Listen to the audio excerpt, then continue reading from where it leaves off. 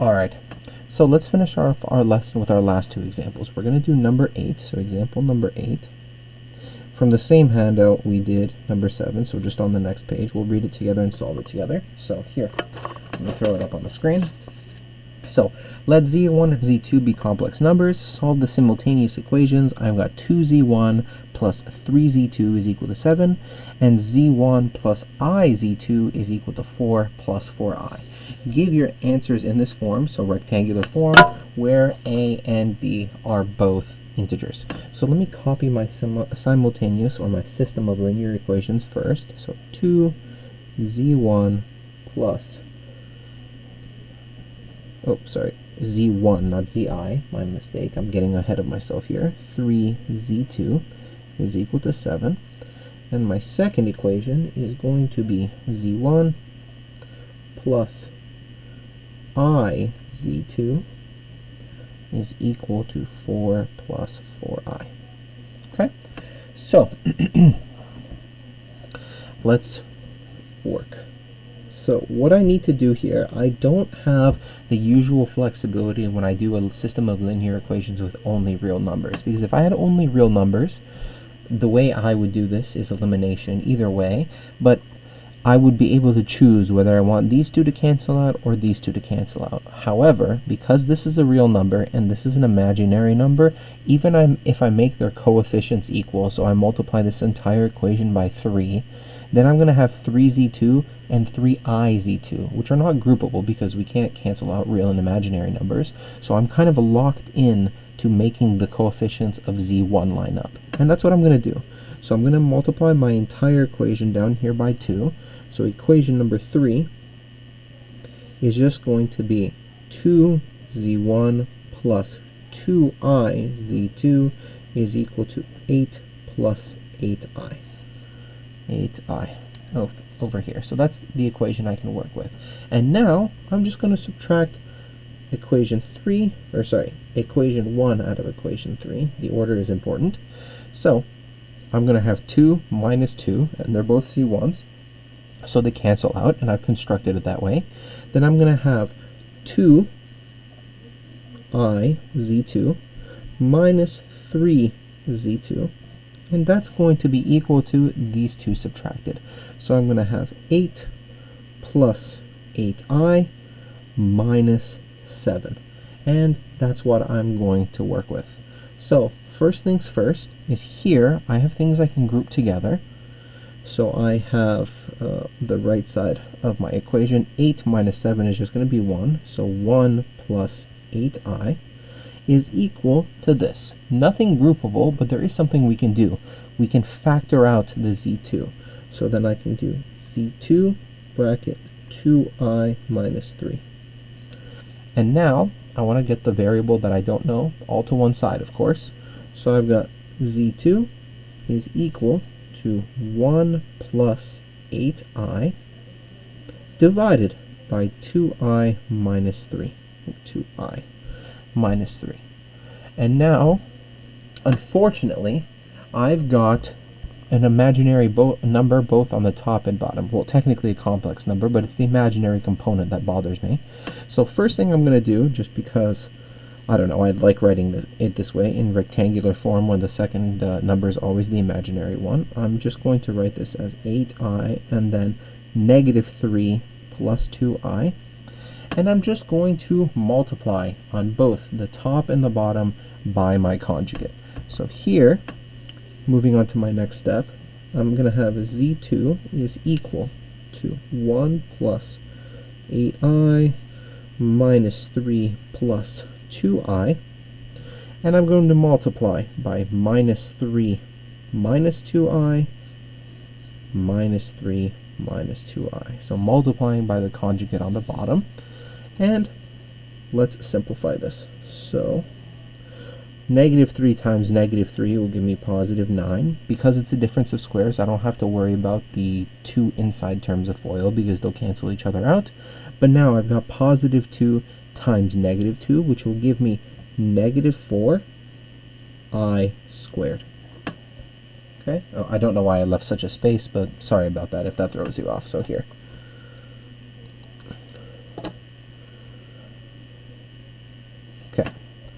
And now I just have to FOIL the top. So 1 times negative 3 will just give me negative 3. 1 times minus 2i will give me minus 2i. 8i times negative 3 will give me minus 24i. And positive 8, negative 2 give me negative 16. And I times I will give me I squared.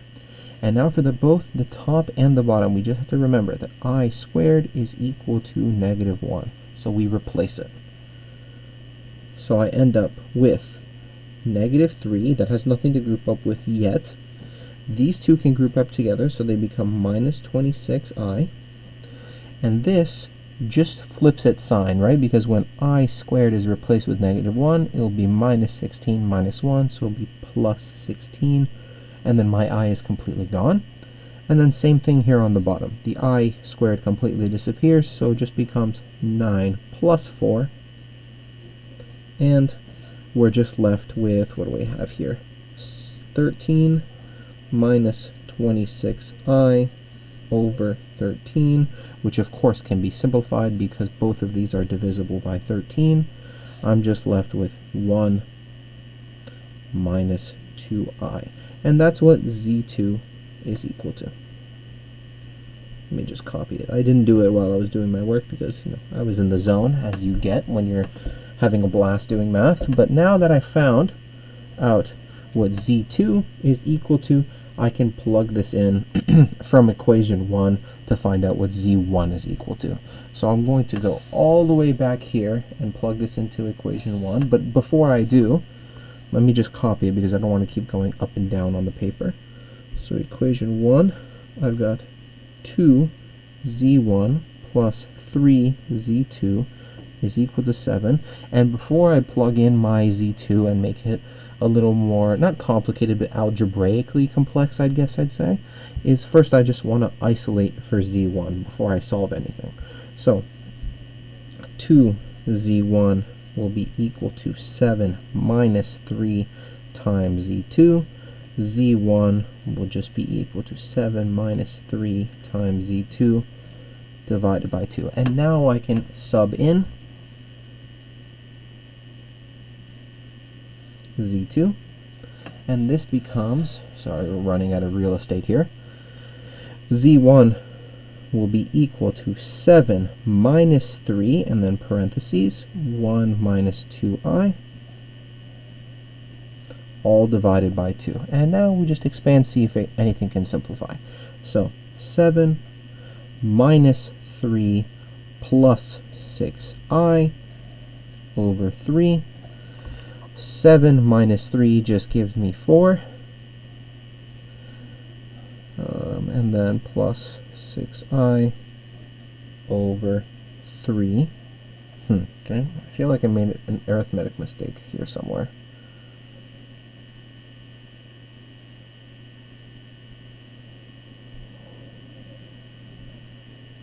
Oh, I didn't make an arithmetic mistake, sorry. I just, for some reason, wrote 3 instead of 2. It's okay. We all make mistakes. Good thing I caught it. So, over 2. I have no idea why I replaced that with a 2. Okay? And now, the simplify. So the reason I knew I made a mistake is I was thinking back to my initial conditions where I knew that the coefficients of z1 and z2 had to be an element of the real numbers, right, where a and b are real numbers. So that's why I knew 4 divided by 3 wouldn't give me an integer, and I knew I did something wrong. But that's fine, I corrected my mistake. So I just end up with 2 plus 3i, and that's what z1 is equal to. So I've got z1, I've got z2, and I'm done. Okay. So hopefully that question went okay. Let's do our last question. So first let's read the question together. So the polynomial pz is equal to z cubed plus mz squared plus nz minus 8 is divisible by z plus 1 plus I, where z is an element of the complex numbers and m and n are both real numbers, and it's asking us to find m and n. So let's break down the information that the question gives to us, because that's the key here. So just 1 second here, my pen is acting up. There we go. So let me just copy my equation so I don't have to have it in front of me the whole time. Z cubed plus mz squared plus nz minus 8. It gives me the equation. It also tells me it's divisible by z plus 1 plus I, and it tells me that z is an, oh, and you wanted this, there we go, is an element of the complex numbers, and m and n are both elements of the real numbers.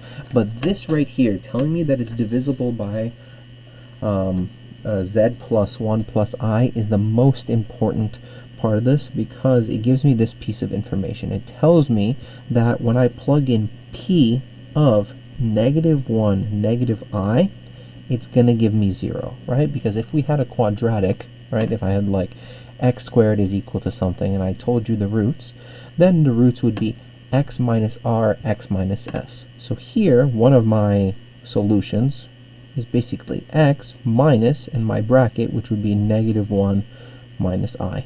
So this is the piece of information that's key. And now, when we plug it in, we can see what we get. So I'm just going to calculate p of -1 minus I is equal to -1 minus I cubed plus m times -1 minus I squared. Sorry, I'm trying to give little tails to the i's so you don't think they're ones. Plus n -1 minus I minus 8. There we go. So I've got my equation, and now I'm just going to simplify as much as I can, group what I can together, and see what I can solve.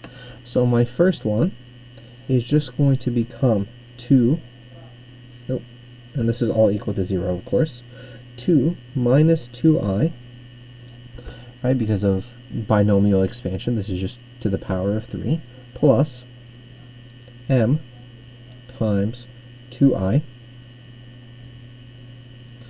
plus n -1 minus I minus 8.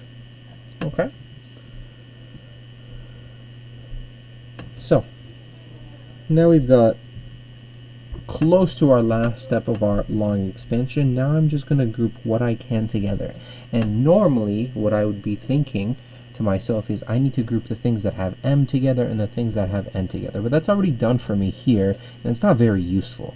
What I actually want to do is expand and group all the imaginary components of my complex number together and all the real components of my complex number together. So what I'm actually going to do is 2 minus 2I plus 2mi plus sorry, not plus because they're both negative. Sorry, almost made a mistake there. Minus n minus ni minus 8. And now when I group up together, I wish I had different color pens, but I'm just going to underline my 1, 2, 3 real components in one bracket, and everything else I don't have underlined in the other bracket. Now, these two, I don't have to group them up separate, right? Because positive 2 minus 8 will just give me -6. So what I have is -6, and then my other real component of -n in one bracket, because those are my real numbers. I don't need to put the bracket there, but I'm doing it just for the sake of organization. So those are my real components. And here, I've got 2m minus n minus 2 bracket, and then my imaginary component. And this is all equal to 0. So I've got them separated out now. And now the real part of my equation is going to be -6 minus n will be equal to 0, right? Because if this is divisible by this expression here, it's going to be equal to 0. And the imaginary component of my complex number is also equal to 0, right? Because that's what 0 is. 0 is 0 plus 0i, so they're both equal to 0. So I've got 2m minus n minus 2 is equal to 0. And now I've gotten to a point where I have a system of equations with two unknowns and I can solve. And the first one is unbelievably easy, right? I just move n over to the other side, so then I get negative 6 is equal to n. And I've already got one of my two solutions. It's part of my solution is what I mean to say. And then for my second solution, I've got 2m minus negative 6 minus 2 is equal to 0. And now I've only got one unknown, so I can solve it. I've got 2m plus 6 minus 2 is equal to 0. 2m plus 4 is equal to 0. 2m is equal to negative 4. M is equal to negative 2. Okay, so hopefully this wasn't too confusing. Oh, I forgot to label it, but this is example 9 from your handout. The only tricky parts, I guess I'd say, of this question is realizing that this important piece of information, we do have to flip the signs, because remember, our roots, or basically our factors that would divide our polynomial, is always z minus that root. So that's why I had to flip the signs here, and that's what gives me this. And the other tricky part, I guess, is just the expansion here, because if it's been a while, so maybe you haven't practiced Pascal's triangle recently, or just binomial expansion in your head. But once we get to this, we group the real and imaginary parts of our complex number together, make them equal to what they are equal to, because remember, 0, so the left side of the equation here, is equal to 0 plus 0i. That's why I can make both equations equal to 0. And then I just solve my system of linear equations that I have set up. Okay? So I hope this lesson was helpful, because I didn't want to just leave you alone on Monday to try and figure it out yourself. But I will see you Tuesday. I'm not gone for Tamarack. I'm only gone for Monday. So I will see you Tuesday, and we will continue with our unit. And just a reminder that our test is going to be Friday. So like I said, it may, low probability, but may get moved to a different day, but the earliest possible day the test could be is Friday. Okay? All right. Have a good day, be nice to the supply teacher, and I will see you on Tuesday.